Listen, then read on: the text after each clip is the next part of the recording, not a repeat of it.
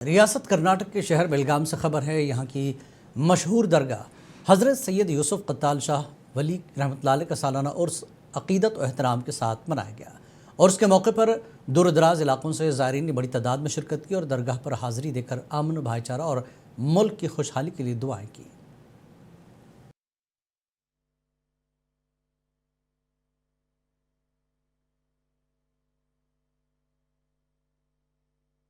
नाज़रीन आदाब, आज हम मौजूद हैं रियासत कर्नाटक के बेलगाम शहर में। बेलगाम शहर को कित्तूर कर्नाटक का इलाका माना जाता है। कित्तूर कर्नाटक में बेलगाम एक तारीखी शहर माना जाता है।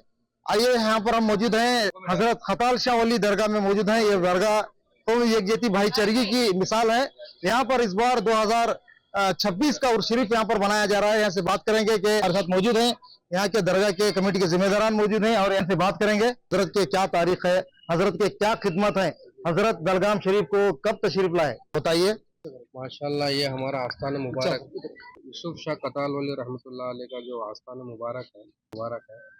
हजरत अली आदिल शाह के ज़माने के बुजुर्ग हैं हमारे, और कुतुबियत का अल्लाह ताला ने उनको रुतबा दिया है और माशाल्लाह बहुत आला बुजुर्ग हैं हमारे। हजरत अली रज़ी अल्लाह ताला से इनका सिलसिला है और सैयद घराने से है, सैयदा है और माशाल्लाह बहुत पुरानी दरगाह है और सब लोगों का जो है ना मानना बहुत ये है।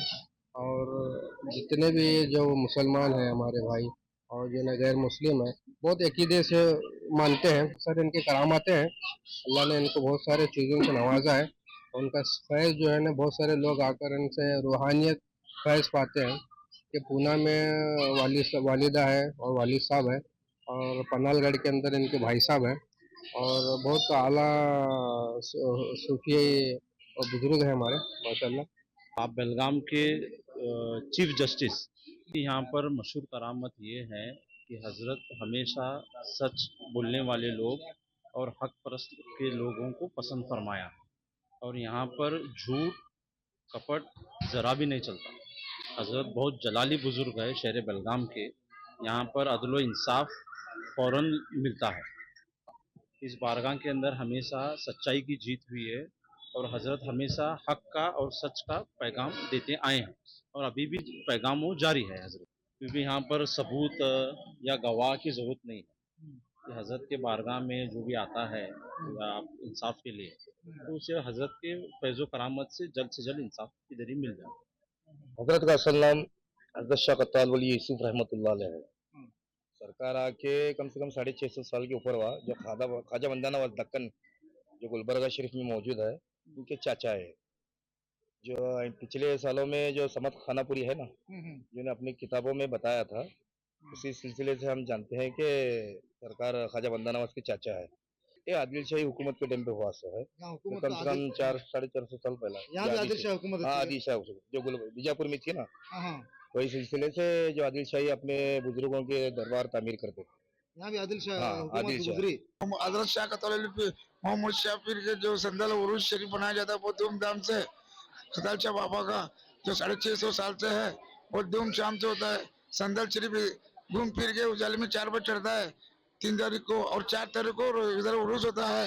बहुत से आवाम आती है, हिंदू मुस्लिम भाई सब। तमिलनाडु के वज़ीर आला एम के स्टालिन ने चेन्नई में वर्ल्ड तमिल डायस्पोरा डे की तकरीबात में शिरकत की। चेन्नई ट्रेड सेंटर में मुनक़्क़दा प्रोग्राम का इफ्तिताह रियासती वज़ीर एम दुराईमुरुगन और नायब वज़ीर आला उदयनिधि स्टालिन ने किया। इस मौके पर वज़ीर आला एम के स्टालिन ने बैरून मुल्क मुकीम तमिल बरादरी के नुमाया अफराद को अवार्ड्स पेश किए और इससे दूबदू बातचीत के अलावा प्रोग्राम से खिताब भी किया। उन्होंने अपने खिताब में कहा कि सरहदें बदल सकती हैं लेकिन हमारी जड़ें एक ही रहती हैं।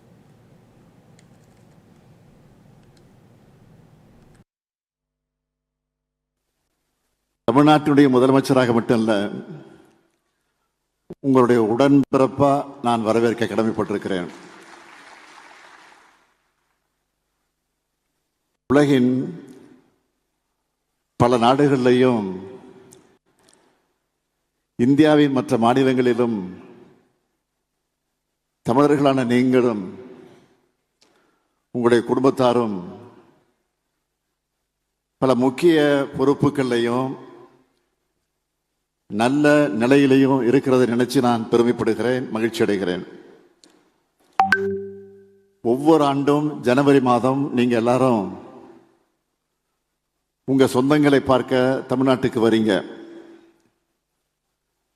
நம்ம எல்லோரும் எதனாலையும் யாராலும் பிரிக்க முடியாத தமிழ் சொந்தங்கள், தமிழின சொந்தங்கள். தமிழ்நாட்டினுடைய முதலமைச்சராக மட்டும் இல்ல, हिंदुस्तान में खलाई तहकीक के इदारे इसरो ने बताया कि PSLV C62 मिशन में खराबी पैदा हो गई थी, जिसके बायस 16 मसनूई सैयारे मुकर्रर मदार में तैनात नहीं हो सके। इसरो के चेयरमैन V नारायणन के मुताबिक प्रवास के तीसरे मरहले के दौरान रॉकेट प्रवास के रास्ते से भटक गया और इस मामले में तफसीली जांच शुरू कर दी गई है ताकि वजह मालूम की जा सके। 62 प्रमोशन यान का सफलतापूर्ण उत्थापन प्रथम प्रमोशन मंच से। As all of you are aware, today we attempted PSLV C62 EOS N1 mission. The PSLV is a 4-stage vehicle, and the first stage is a solid motor with 2 strap-ons.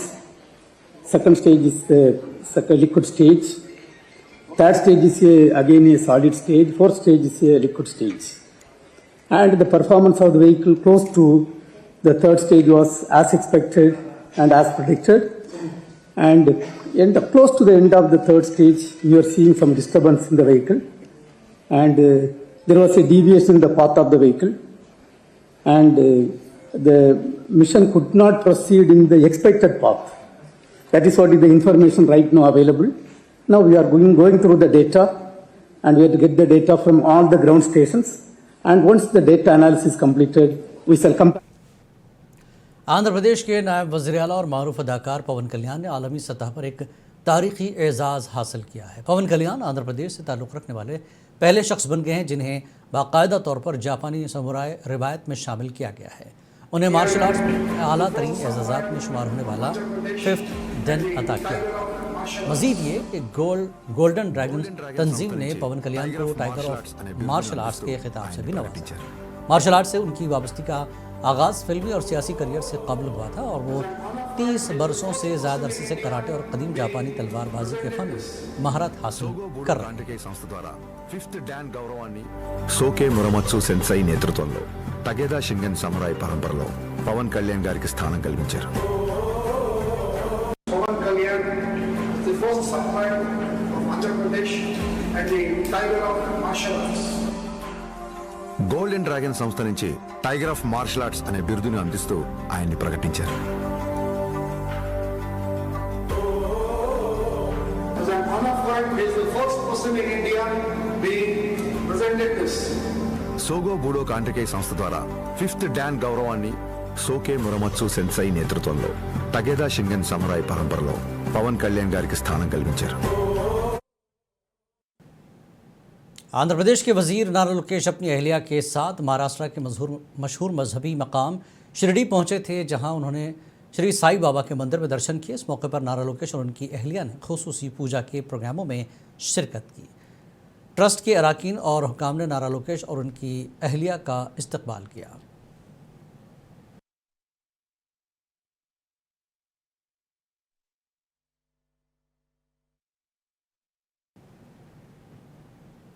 Andhra Pradesh के करनूल शहर में road safety मिन्नत के तहत बेदारी programme मुनक़्क़िद किया गया। इस मौके पर DIG और करनूल ज़िला इंचार्ज SP विक्रांत पाटिल ने कहा कि सड़क हादसात को मुकम्मल तौर पर कम करना और अमवात की शरह पर काबू पाना इसका असल मकसद है।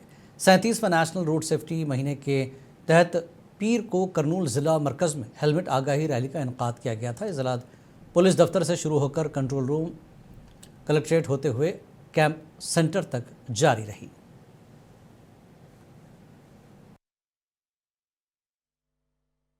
భద్రతా మాసోత్సవాలను మనం దేశవ్యాప్తంగా జనవరి 1 నుంచి జనవరి 31 వరకు నిర్వహించడం జరుగుతుంది. ఈ సంవత్సరం యొక్క థీమ్ ఏంటంటే सीख से सुरक्षा टेक्नोलॉजी से परिवर्तन అంటే శిక్షణ ద్వారా భద్రత మరియు టెక్నాలజీ ద్వారా పరివర్తనం అనే నినాదంతో ఈ రహదారి భద్రతా మాసోత్సవాలను నిర్వహించడం జరుగుతుంది.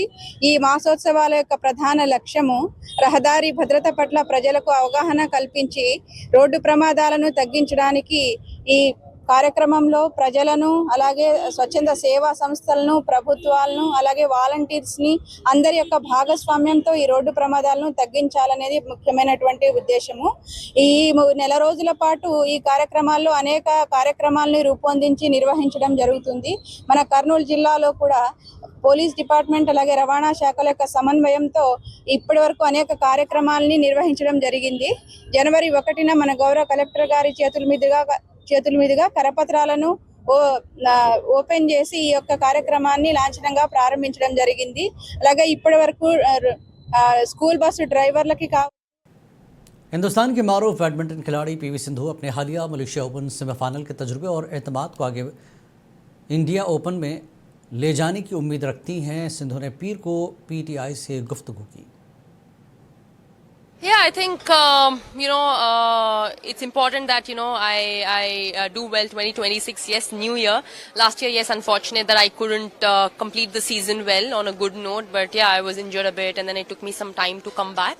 But I think yes, it was a good run in Malaysia, and I hope I continue the same rhythm in Indian Open as well. And not thinking about what has happened last year, but I think it's a fresh year, so I just hope I do well like every round. It's important that I focus one round at a time. So yeah. Sindhu, in the match against world number 8 Tomoko Miyazaki, it was one of the most clinical victories you've had in recent times. So would you say that you found the rhythm again, or is there another level you're building towards this season? Well, definitely yes. With every athlete, it's very different, and I think it's important that you have to make sure you strategize well accordingly. I mean, I'm happy that I could beat Tomoka, who's in the top 10, and I think that will definitely give me a lot of boost and confidence, and I hope that showed up when I played against her. So I hope I continue the same rhythm and keep doing my best. I just wanted to know your opinion. What is keeping Wang Zi and An Se-young so consistent that they always meet in the final? Well, definitely An Se-young has been doing really well, and she's been at the top almost for a long time now. And also Wang Zi is doing well, but when we played against each other at the World Championships, I beat her. So I think even in the semi-finals, I had a chance where, in the first set it was very equal. In the second set, I was leading a bit. But I think 2-3 points here and there. But I think definitely, sometimes it might be your day, sometimes it might not. But yeah, badminton is definitely a